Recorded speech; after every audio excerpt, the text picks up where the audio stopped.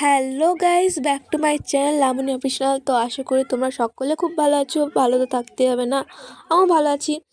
তো ফ্যামিলিদের সাথে মেলাতে গেছিলাম। তো তোমাদেরকে বলে দিই কোন মেলাতে গেছি। আমি কালীতলার মেলাতে গেছি গাইস। তোমরা হয়তো অনেকের নাম শুনেছো, অনেকের মুখে হয়তো অনেকে গেছো তোমরা মেলাতে, কালীতলার মেলা। এ দেখো ব্রিজ গাইস, দেখো অনেকটা বড়। আর এর পাশে না একটা ছোট্ট মন্দির ছিল, তো মন্দিরটা দেখিয়ে দিচ্ছি তোমাকে। ঘুরে ঘুরে দেখিয়ে দিলাম পুরোটাই। আমি নমস্কার করলাম, নমস্কার করা হয়ে গেছে আমার। নমস্কার ঘুরিয়ে তারপরে এই যে মা নমস্কার করছে, মাকে দেখিয়ে দিচ্ছি। আর এ দেখো আমার বুনু কি করে, শুধু দুষ্টুমি গাইস। ওকে নিয়ে মেলায় নিয়ে যাওয়া না উচিত হয়নি আমাদেরকে। তো এ দেখো বড় মন্দির এটা, ঠিক আছে। এখানে ভীষণ ভিড় হয় পুজো দিতে গেলে, মানে আমি আগের দিন পুজোটা দিয়ে এসেছিলাম, ভীষণ ভিড় হয়েছিল।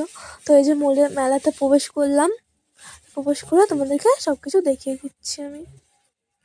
দেখো কত দোকানপাট, কত কি। আর এখানে না ভীষণই মানে কম বেশি ভিড় হয়েছে। তো অন্য দিনের তুলনায় না আজকে ভিড়টা কমই হয়েছে। অন্যদিন পা ফেলার জায়গা রাখে না গাইস, কি বলবো তোমাদেরকে, পা ফেলার জায়গা থাকে না।